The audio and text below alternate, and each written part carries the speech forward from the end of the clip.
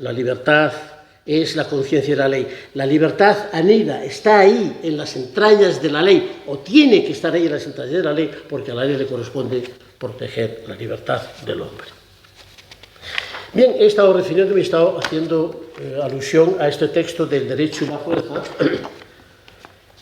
que es un texto, una conferencia que al parecer no ha sido pronunciada, está glosada, comentada muy extensamente y de forma muy sesuda por Luján Palma.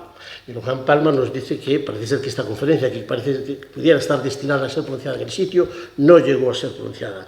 Es un texto que, como digo, no llegó a ser pronunciado, y es un texto que ha sido criticado por Cerezo Galán, a mi juicio, quizá con excesiva dureza. Cerezo Galán nos dice de este texto que es un texto muy inmaduro, de escasa elaboración teórica y con un notable descuido estilístico. Podría catalogarse, sigue diciendo Cerezo Galán, en suma, como una pieza retórico-ideológica de inspiración liberal-libertaria, con ciertas osadías de expresión y no exenta de cierto patos de entusiasmo juvenil. Es una crítica dura, quizá excesiva, pero claro, es un texto que escribe Unamuno con 22, 23 años. Es un hombre jovencísimo y entonces vemos lo que Unamuno escribía y lo que Unamuno pensaba a una edad tan joven, tan temprana, y las lecturas que él había acumulado, especialmente de Proudhon y Spencer, que se traducen en lo que él dice en esta conferencia non nata. Bien. Además, hay que tener en cuenta que el texto que nos da a conocer Luján y que es objeto de crítica por Cerezo Galán, es posible que sea un texto no definitivo, porque es una conferencia que él preparaba, tiene algunas correcciones, pero a lo mejor si hubiese encontrado la ocasión de tener que pronunciarla, pues hubiese hecho mayores correcciones o una reelaboración del texto, no lo sabemos. Bueno, aquí Unamuno, ya el título es muy expresivo, el derecho y la fuerza. Unamuno nos empieza a hablar de los albores de la humanidad, que es cuando la guerra aparece como un mecanismo de selección de las comunidades, es decir, el más fuerte, los que se entraban en combate, en lucha, la comunidad más fuerte vencía y aniquilaba a la menos fuerte, una especie de selección darwiniana basada en el combate, en la guerra. Por lo tanto, y Unamuno nos dice que la guerra es anterior al derecho. La guerra resuelve los conflictos donde no hay derecho. El derecho era la fuerza. Donde no llega el derecho, llega la guerra. En definitiva, donde no llega la fuerza de la razón, llega la razón de la fuerza. Y asevera que la fuerza es, en su fecundo seno, encerraba el derecho. El derecho de la fuerza fue el germen de la fuerza del derecho.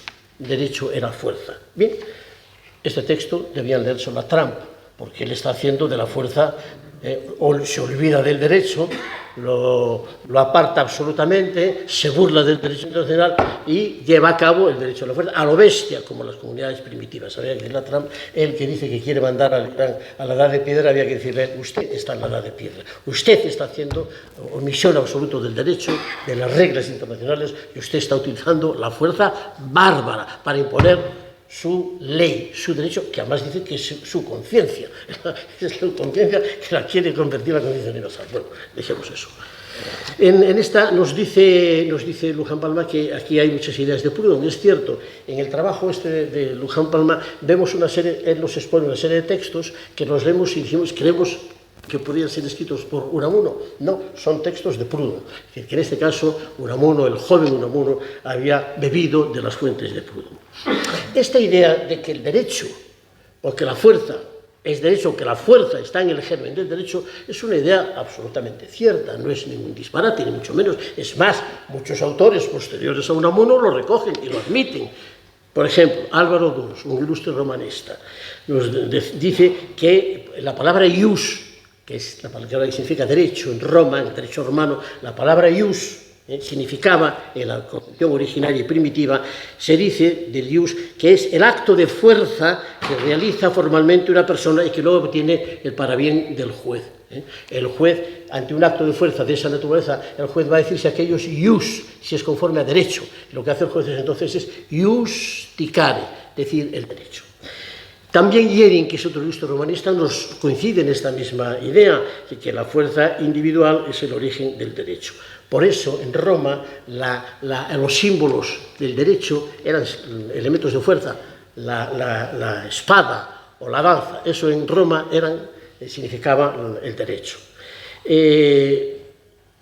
Incluso en el lenguaje jurídico, en la entraña de las palabras, en la terminología jurídica romana, en su entraña, está la misma idea de fuerza. Por ejemplo, lo que se refiere, lo que nosotros llamamos la adquisición originaria de la propiedad, es decir, no la adquisición de otro que me la transmite, sino que yo me apodero del bien, pues entonces para eso se hablaba, ¿cómo me apodero del bien? Cogiéndolo. Ese coger se dice en latín capere, y la palabra capere se utiliza precisamente para indicar las formas de adquisición de la propiedad, que es, por tanto, con un acto físico material de apoderamiento, y se habla de la nuncu captum, y se habla, manu captum, es decir, coger con la mano, y se habla también de la manu capere. Esas eran formas de adquirir la propiedad, que son formas que están haciendo referencia a una violencia material, a un acto material de fuerza. Y tenemos la palabra predium para referirse al predio, a la finca, al terreno. El predium viene del verbo prendere, o sea, aprender, hacerse con algo. Es decir, que la idea de la fuerza radicaba en el origen, en el embrión de las ideas del derecho. Precisamente la propiedad muchas veces se distinguía, se expresaba hacia el exterior mediante la lanza. La lanza que es un asta, el asta. Y entonces, por ejemplo, cuando se celebraba una venta pública, se ponía el asta con los bienes que se vendían. ¿Y qué se vendían? Los bienes que estaban subasta, debajo del asta. Esa es nuestra subasta. La venta en pública subasta. Lo que pasa es que ahora nosotros lo unimos todo sin el H, pero es la subasta. Bien. Entonces, Unamuno nos ha dicho ya que la guerra está en el origen de las comunidades, que era una forma de selección, que la guerra es un acto de fuerza, de eso deriva el derecho. El derecho primero se definió por la fuerza. Luego, ahí, quizá en esto tenga razón Cerezo Galán, pega un salto, rompe ahí un hilo de continuidad y nos dice, y va y se pregunta Unamuno y dice, ya de forma repentina, dice, ¿qué es el derecho? Entonces Unamuno responde, dice, el derecho es el contrato. El derecho es el contrato. Está pasado del acto de fuerza al contrato. ¿Por qué? Porque en el contrato lo que hay son dos fuerzas equivalentes que se equilibran y celebran un acuerdo. ¿Por qué las fuerzas son equivalentes? Unamuno dice, antes era un contrato unilateral. La expresión, desde el punto de vista jurídico actual, no es correcta, pero bueno, no importa, porque Unamuno lo está diciendo en otro sentido. Dice, antes era un contrato unilateral en el sentido de que era una de las partes la que imponía su voluntad y el otro tenía que aceptarla. Pero hay un momento en que no, y sobre todo cuando los débiles se aunan entre sí, entonces hay un equilibrio de fuerzas y ahí está el contrato. Es decir, que hubo una evolución, en definitiva, del derecho nacido de actos de fuerza al derecho que nace del acuerdo de voluntades de las partes, de un pacto, de un contrato. Me van a permitir que me autocite, porque voy a leer brevemente, y además resumido, lo que he escrito yo a propósito de esta evolución a la que se refiere Unamuno. He escrito lo siguiente, que creo que lo aclara.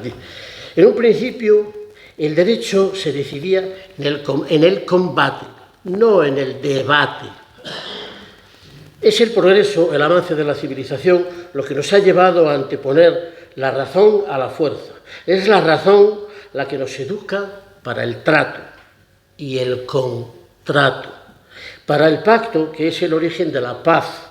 Pactum es participio de pacisti, firmar un tratado, y proviene de la misma raíz de paz. Y, sigo diciendo, el proceso judicial, los juicios, el proceso judicial, el proceso mismo, no es sino una lucha donde la palabra sustituye al acometimiento. La razón expresada verbalmente o por escrito desplaza al acto de fuerza material de los contendientes. El combate en el proceso se hace debate, y la palabra vencedora se hará al final por boca del juez derecho. Eso es lo que es hoy el derecho. pasó de decidirse en virtud de actos de fuerza en el combate a una expresión dialéctica de razones encontradas en un proceso donde hay un debate y no un combate. Bueno, tengo que ir a... Bien, hemos visto lo que nos dice Unamuno del derecho cuando él era joven, en ese trabajo en el que se colocan los umbrales de la historia de la humanidad y nos presenta los actos de fuerza como origen o el origen primitivo del derecho. Pero vamos a ver qué dice Unamuno más adelante, después, qué nos dice Unamuno, ya el Unamuno adulto, a propósito del derecho. La verdad es que las opiniones de Unamuno sobre el derecho son muy poco halagüeñas. No era muy partidario, no era muy amigo de la ciencia del derecho. Fíjense que en una carta que Unamuno escribe a Ganivet le dice: cuando se dirija usted a mí, amigo Ganivet, puede decir del derecho cuantas perrerías se le antojen, porque lo aborrezco con toda mi alma. Derecho y deber, estas dos categorías con que tanto nos muelen los oídos, son dos categorías paganas. Lo cristiano es gracia y sacrificio, no derecho ni deber. Luego volveremos sobre esto.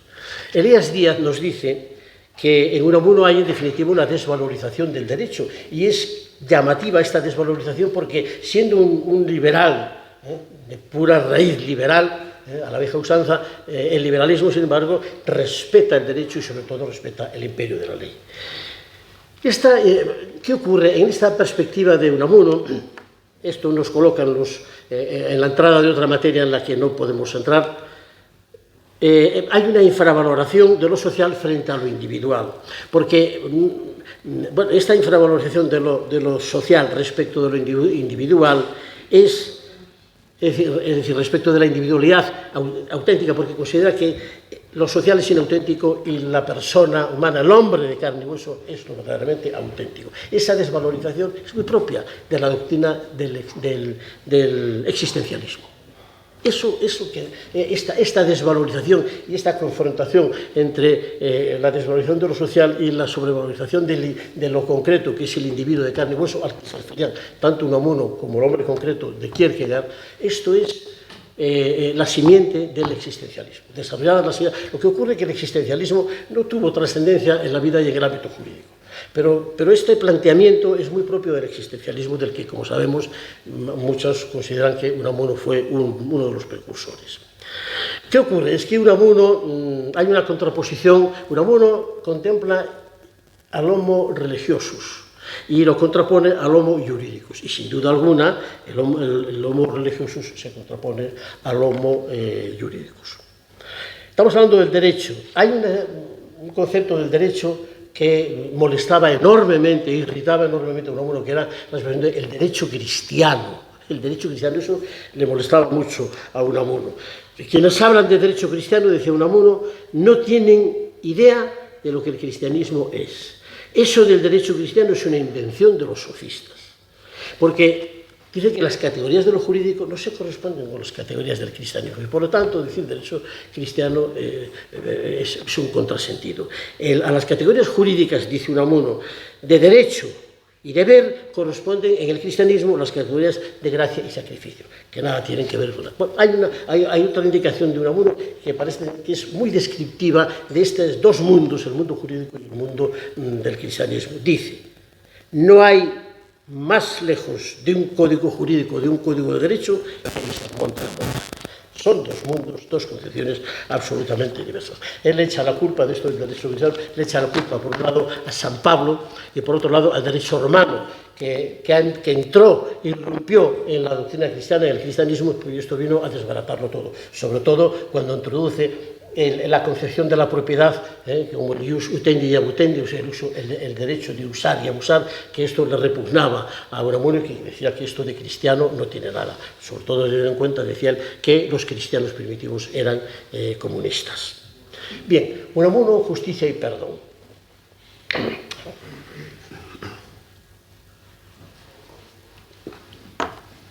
Nos remitimos al comentario que hace Unamuno, es de todos conocido, en su vida de Don Quijote y Sancho, el comentario que hace al capítulo 20 de la novela Don Quijote de Cervantes, en el episodio de la liberación de los galeotes. Recordemos muy brevemente este episodio.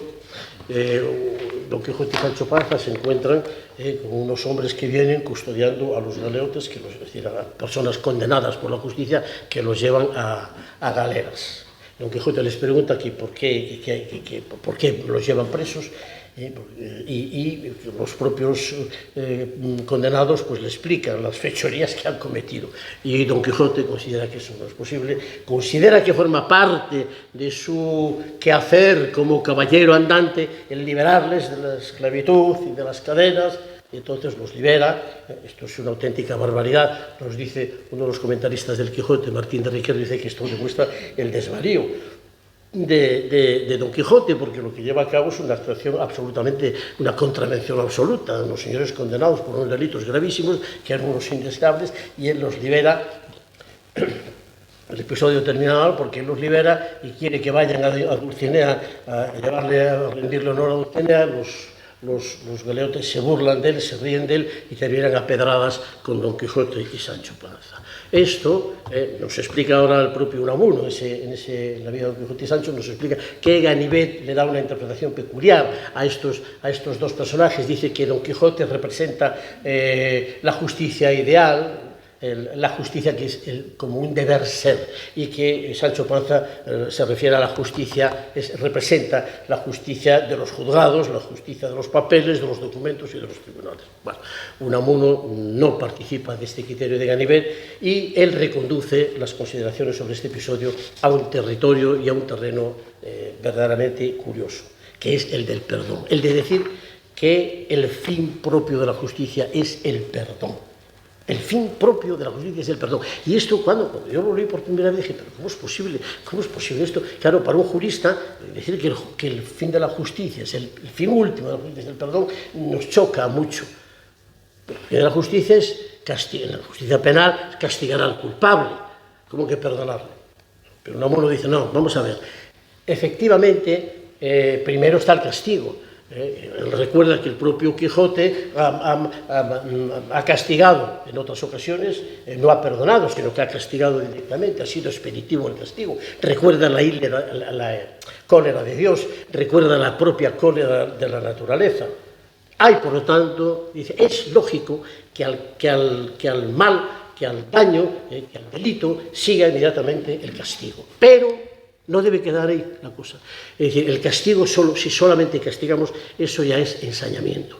Al castigo debe seguir el perdón. Al castigo debe seguir. Y esa es la finalidad verdadera de la justicia. Castigar sí, pero ya inmediatamente ir al perdón, que es además el ejemplo que nos da la propia justicia divina. Lo que nos dice Unamuno aquí tiene mucha enjundia, porque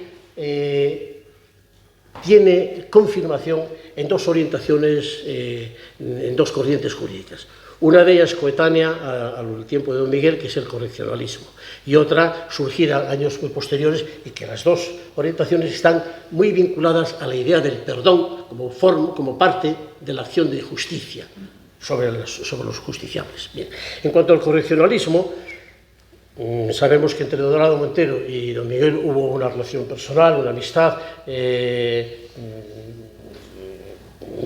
Alguno me parece que comenta ciertos piques a consecuencia del haber optado los dos al rectorado que gana Unamuno, pero bueno, hay una relación entre ellos, como se deriva, una buena relación, como se deriva del hecho de que en una carta que le escribe a Joaquín Costa, habla de la salud de Dorado Montero, que le sacan a pasear. Hay también las palabras que pronuncia Don Miguel en el momento del entierro en el cementerio civil de Dorado Montero. La biógrafa de Dorado Montero, Laura Pascual Matellán, nos dice que hubo una recíproca influencia entre los dos, que las doctrinas de Dorado Montero relativas al correccionalismo influyeron en Unamuno, y que Unamuno llevó a Dorado Montero a su terreno, infundiendo las ideas y la proximidad al socialismo. Y luego hay un punto común en los dos, que el haber sido destinatarios y sufrientes de las diatribas del obispo Cámara.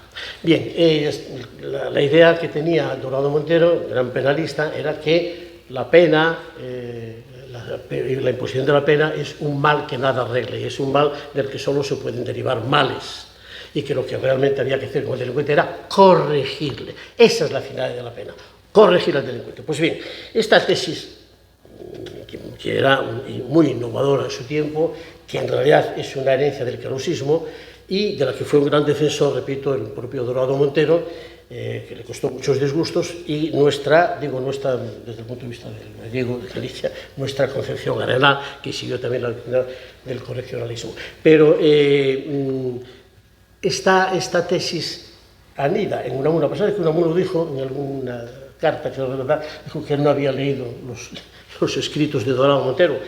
No sé si los leyó después de escribir esa carta o se empapó en las conversaciones de Dorado Montero, pero el caso es que Unamuno defiende el correccionalismo. Unamuno es contrario al sentido meramente punitivo de la pena y aboga por el correccionalismo. Y lo dice en un texto tan importante y tan vital en la bibliografía de Unamuno como es la obra del sentimiento trágico de la vida, donde dice que es absurdo haber concebido el castigo como una vindicta o venganza y no como una corrección, y que es absurdo haberlo concebido al modo de los pueblos bárbaros. Por lo tanto, está pronunciándose a favor del correccionalismo y en contra del sentido meramente vindicativo y punitivo de la pena. En esto, por ejemplo, ahora ya en tiempos actuales, Ennio Modio, un profesor de la Universidad de Milán, nos habla de la inmoralidad de la justicia vindicativa, que es lo que Unamuno está diciendo en este texto, siguiendo las tesis de Dorado Montero. Bien, pero la idea del perdón al que nos hace referencia Unamuno tiene otro enlace con una corriente jurídica vigente, actual, no de la época de Unamuno, sino actual, que es la que conocemos con nombre de justicia restaurativa. ¿Qué es la justicia restaurativa? Bien, la justicia restaurativa es, en principio, un tipo de justicia que es contraria al castigo por sí mismo y por sí solo, que lo que pretende es un encuentro entre la víctima y el agresor para que en ese encuentro puedan llegar a un acuerdo, llegar a soluciones pactadas, llegar a la pacificación y, en definitiva, implica un perdón.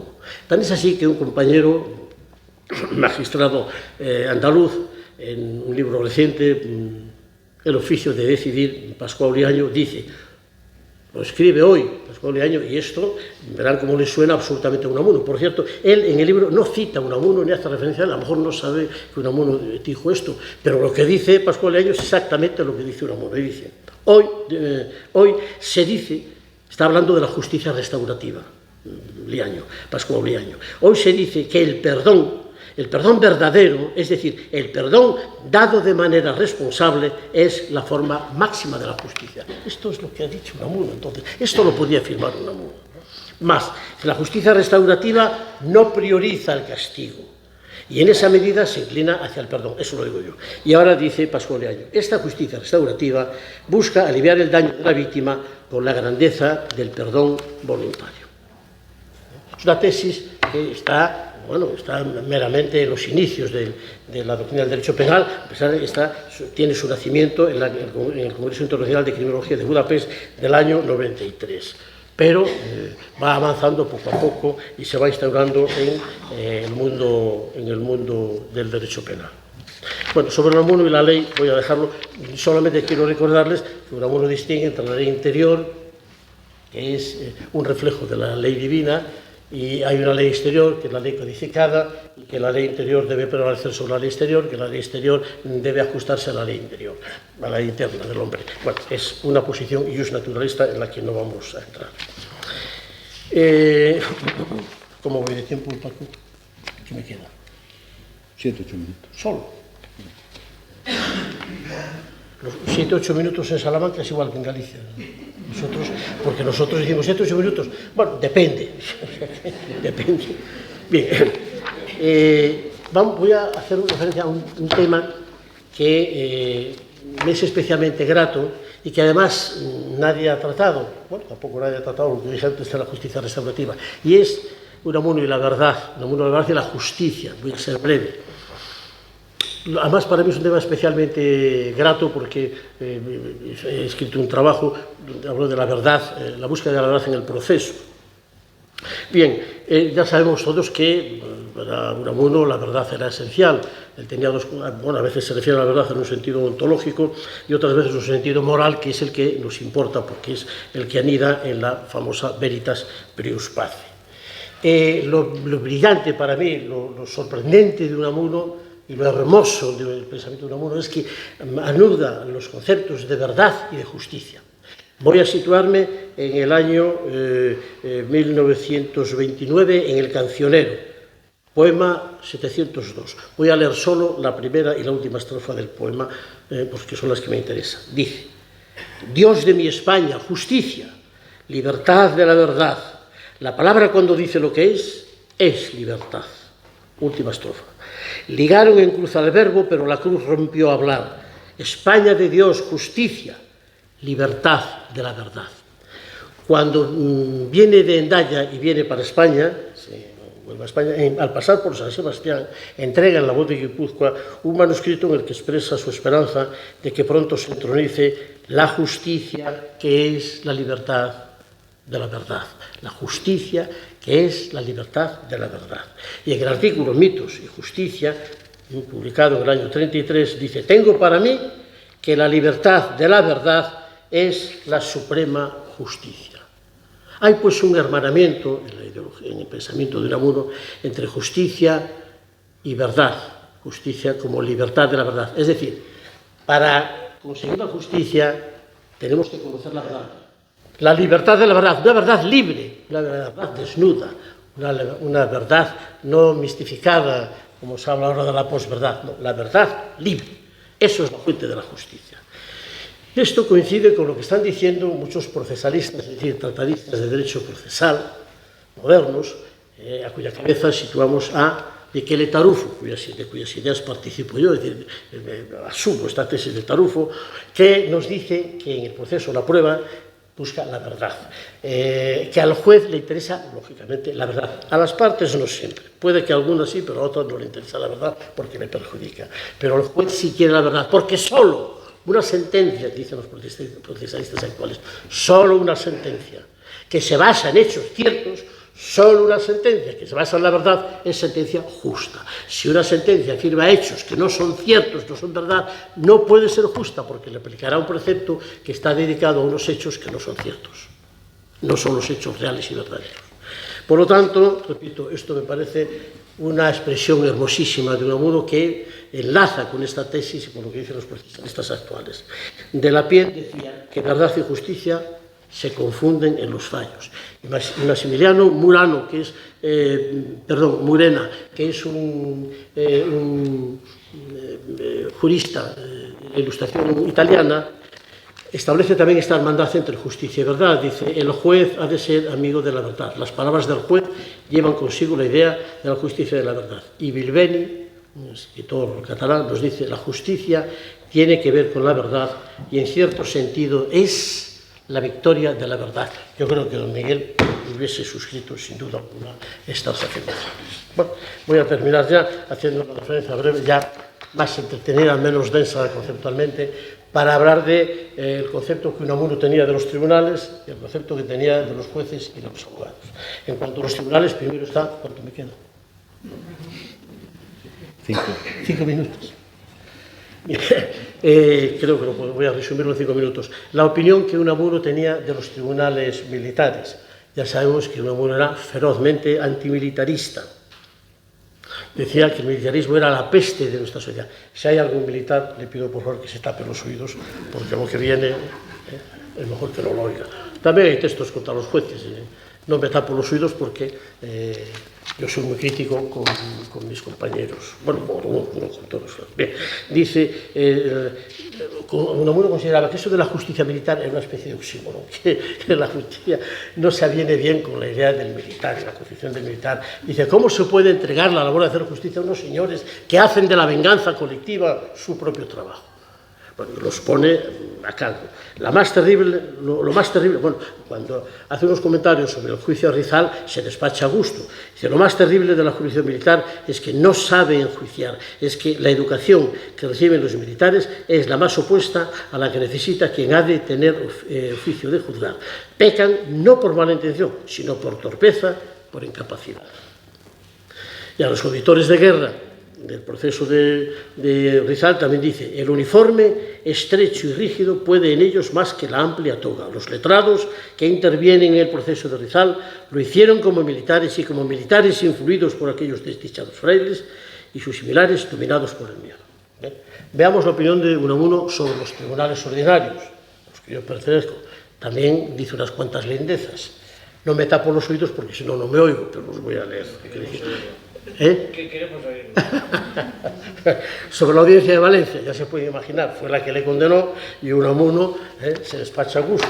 Dice que la condena de la Audiencia Provincial de Valencia, que la condena por injurias al rey, 2 delitos, dice que es copia de una calificación del Ministerio Fiscal redactada en Madrid, diciendo: los jueces de Valencia lo que han hecho ha sido seguir lo que le han hecho escribir al fiscal desde Madrid. Desde Madrid es la madre del rey. Y más adelante en otro artículo dice que su injusta condena es producto de una venganza mujeril, de un fallo acaso redactado en la corte. O sea, está diciendo, es muy duro. Pero es la madre, la tenía emprendida con la madre del rey, a la que culpa de su condena, y que dice que la condena del tribunal es producto de la presión ejercida desde la corte, desde la Casa Real. A Luis de Zurueta le dice: los administradores de la justicia son tan viles como los más de mis compañeros de nómina, por lo que de marcharse tendría que hacerlo declarándose en rebeldía y abandonando su cátedra. Y un último regalo para los jueces, dice: cuando un juez os diga que las leyes les atan, no les creáis, es él quien ata a las leyes o quien de ellas no sabe desatarse. Por algo se hizo con la ley la trampa. Y después, ya refiriéndose al Tribunal Supremo, que confirma una de las sentencias de la Audiencia Provincial de Valencia, de la otra sentencia, el recurso desiste de él, porque ya el abogado le dice: me la van a decir lo mismo que han dicho la otra. Pues el del Tribunal Supremo también se despacha a gusto. Considera que la condena es debida a presiones de la madre del rey, y así se lo dice a Eduardo Dato. Y le dice: un tribunal, se refiere al Tribunal Supremo, un tribunal dócil me ha condenado bajo la presión de una señora, y lo ha hecho para que se pudiera ejercer en mí la desgracia de un rencoroso perdón, porque cuando se dicta la sentencia, ya se había redactado un decreto de indulto que abarcaba los delitos de Unamuno. Sé que en este caso el rencor es femenino, y lo haré saber. He hecho interponer recurso ante el Supremo no porque crea en la mayor independencia y justificación de este tribunal, sino para denotar que no acepto el perdón que estimo, por ser la sentencia injusta, injusto. Eduardo Dato trata de calmarle, le dice: mire, que la madre del rey no tiene intervención ninguna, es más, yo creo que no sabe nada del proceso. Unamuno no se lo cree. Bien, la verdad es que la condena fue tremenda, porque eran 8 años por cada delito. Fíjense que ese delito de injurias al rey hoy está castigado, en el caso más grave, con 2 años. Entonces eran 8 años, y 8 años por cada delito. Bueno, como luego lo indultaron, no fue a la cárcel, pero él nunca quiso admitir el indulto. Bien, las opiniones sobre la abogacía son también muy floridas, porque él considera que el abogado actúa con unos razonamientos forzados. Los compara con el teólogo. Dice: el teólogo tiene un dogma al que se tiene que atener, y sus razonamientos van dirigidos a llegar a ese dogma. Esa es su meta, llegar al dogma, no conocer la verdad, llegar al dogma. Y el abogado lo mismo. Tiene una tesis que defender, o una ley a la que se sujeta, ley que es dogma también, y entonces busca los argumentos que le lleven allí. Dice que la actuación del teólogo y del abogado son muy similares. Dice que casi todos los políticos, muchos políticos son abogados, y así nos van las cosas. Dice: llamo abogacía al modo de enfilar los asuntos como si se tratara de un pleito entre los tribunales, o la especial sofistería que se cultiva en estrados. Y nuestra política no es más que abogacía. Los abogados han llevado a ella, a la política, todos sus miserables triquiñuelas. En el sentimiento trágico de la vida dice: lo propio y característico de la abogacía, en efecto, es poner la lógica al servicio de una tesis que hay que defender. Dice que los abogados actúan como los teólogos, como he dicho, y termino ya recordando uno de sus monodiálogos, en los cuales es un diálogo entre un político y el escritor. El político le dice al escritor: ¿qué rencor le profesas a la abogacía? Y responde el escritor: y eso que aún no tuve pleito, pero la aborrezco por destructora. toma a sueldo las ideas y se puede jugar con ellas, pero no alquilarlas, no tomarlas de pretexto, complácense las ideas en que se juegue con ellas y se ofenden, etc. Un abogado es el que va a tiro hecho a demostrar algo, a buscar una solución. El teólogo es un abogado de la religión. Bueno, como ven, Unamuno no tuvo piedad con los jueces, ni con los abogados, con los tribunales. Por tanto, me siento concernido. Ha sido muy duro con mi profesión y con mis colegas. Pero a pesar de que haya sido tan duro con mi profesión, yo sigo siendo un amunista, es decir, tengo fervor por Unamuno. Muchas gracias.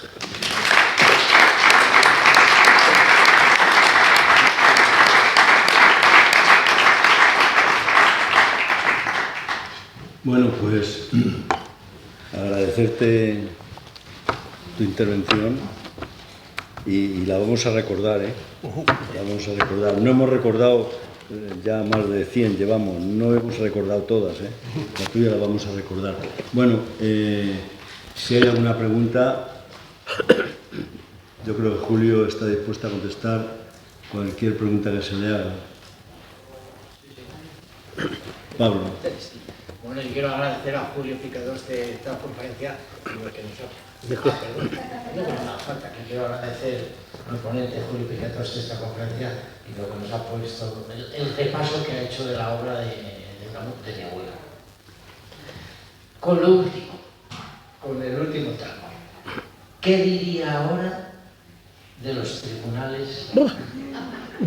Cuando la mitad de la población en España, yo creo que está hartita de los tribunales de justicia y que estamos criticando sus sentencias, sus retrasos, sus demoras y sobre todo sus sentencias. ¿Qué diría en este momento?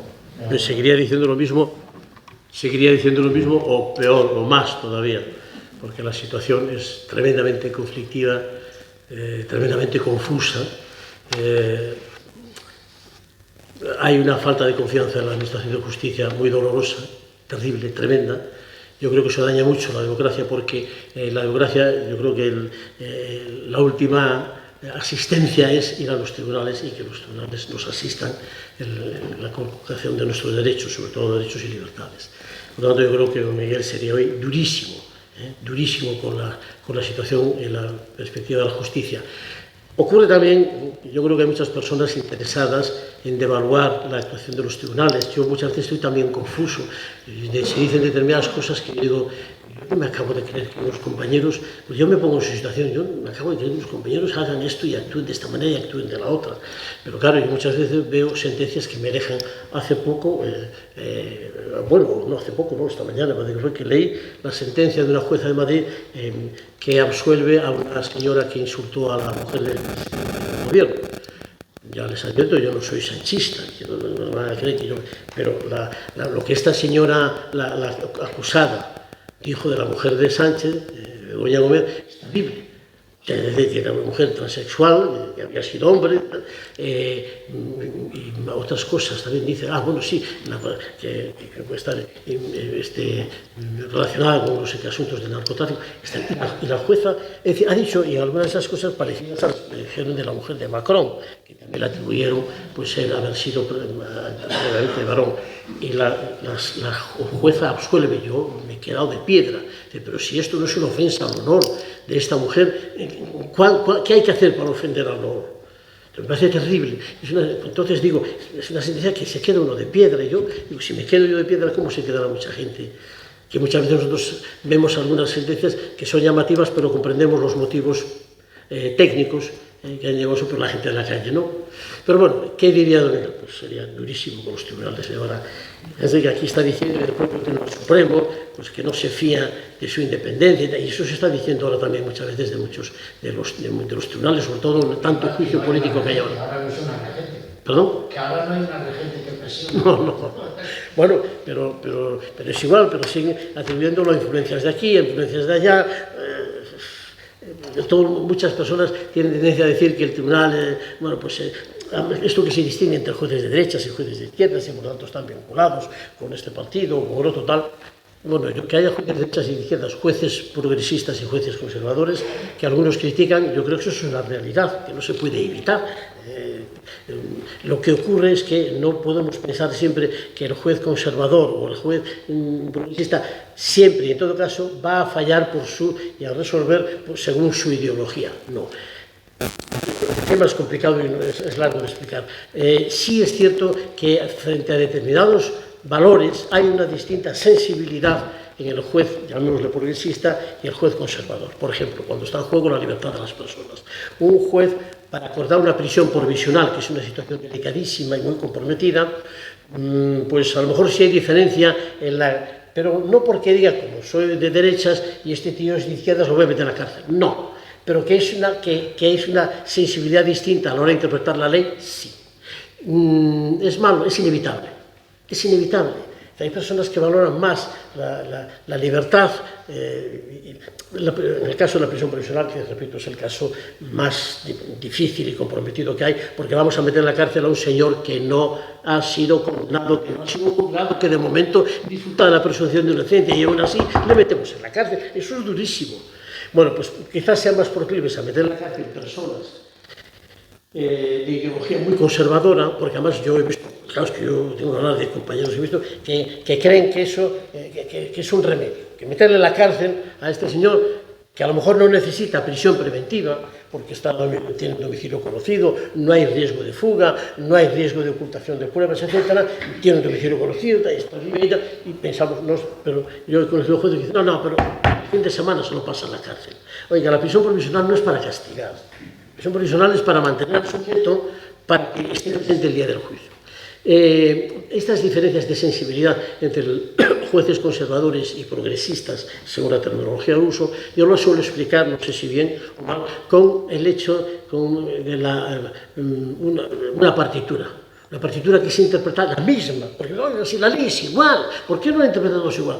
Mira, una partitura de Chopin es igual, pero los ejecutores de esa ¿por qué hay unos pianistas mejores que otros? ¿Por qué? Pues no sé, pues al interpretarlo, al ejecutarlo, al darle vida a esa, pues le dan una sensibilidad que otro no es capaz de arrancar, o sea, se interpreta con una sensibilidad distinta. El pintor pinta dos pintores aquí el paisaje y cada uno lo hace de manera distinta. Son dos sensibilidades distintas. Y eso ocurre en la interpretación de algunas normas por parte de jueces conservadores. Pero bueno, una cosa es el juez progresista y el conservador, y otra cosa es el juez partidista, aunque eso es una patología. Y si hay jueces que fallan desde su ideología, como está, le voy a cascar, entonces ese juez hay que eliminarlo, ese juez hay que reprobarlo. Pero bueno, esto es un tema largo, me estoy enredando porque es un tema complejo y largo que voy a hablar despacio, ¿no? Pero la situación actual de la justicia, yo lo percibo, y es probable que no sea solo por la actuación de los tribunales, sino también porque hay gente interesada en desacreditar y en poner en cuestión siempre la actuación de los tribunales, haciéndole ver una cierta idea subterránea o subyacente a su actuación profesional. La verdad es que, repito, la lectura de algunas sentencias te puso un poco de sorpresa, ¿no?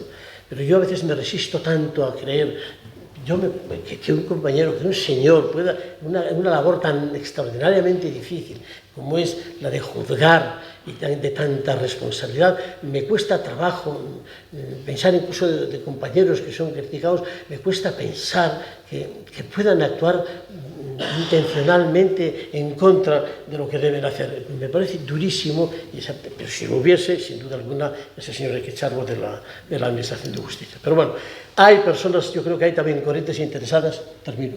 O sea, una pregunta más. Sí, las personas interesadas, me estaba enrollando, además, quizá no esté aclarando, sino oscureciendo. Hay personas también interesadas en crear esa desconfianza hacia la Administración de Justicia, como hacia otras instituciones, que es una forma de dañar la democracia. Perdón por este internet. Podemos omitir otra pregunta más. Nadie la hace, la voy a también. Otra. Nos has hecho ver algo que yo no había detectado cuando leí algo a propósito de la libertad, la idea que tenía de la libertad, y nos has hecho ver la relación, que lo relacionaba mucho con la ley. Yo cuando he leído cosas... Es la conciencia de la ley. Sí, pues no he sabido verlo. Y sin embargo me daba cuenta de que lo relacionaba la libertad mucho con la cultura. Sí. Con la cultura dice que Cuanto más cultura, más libertad. Insiste en muchos de sus escritos, insiste en eso. Sí, es cierto. Bueno, pero es cierto. Y además dice del Estado que una de las prioridades es cuidar la cultura. Pero no corresponde al tema. Quiero decir que la vinculación de la libertad con la cultura no tiene que ver con el derecho. Pero sí, pero efectivamente vincula también la libertad con la cultura. Pero me interesa más que su vinculación con la ley, que es lo que es el tema. Eso no lo supe ver, lo de la ley, sí, lo de la cultura. En el discurso ese que no dictó, sí, la fuerza, el derecho y la fuerza. El derecho y la fuerza. Ese que transcribió Eugenio Luján, y bueno, gracias a él lo hemos podido leerlo. Pues hay una frase ahí que yo creo que es la antesala de la frase del 12 de octubre, vencer no es contra. Creo que sí, creo recordar que sí, sí, efectivamente, sí, creo que está ahí, sí. No la recuerdo, sí, no recuerdo. Bueno, no lo traje aquí a colación, pero sí, ahora que lo dices, sí me suena, y además lo dice Luján. Está ahí ya lo que dijo, de que efectivamente lo dice Luján, lo que dijo el 12 de octubre del 36, está anunciado aquí, efectivamente, pero bueno, no lo traje a colación porque no es... no la recuerdo, pero sí, efectivamente. El contrato para convencer... Sí, efectivamente. Es cierto, efectivamente, sí. Perdón. Bueno,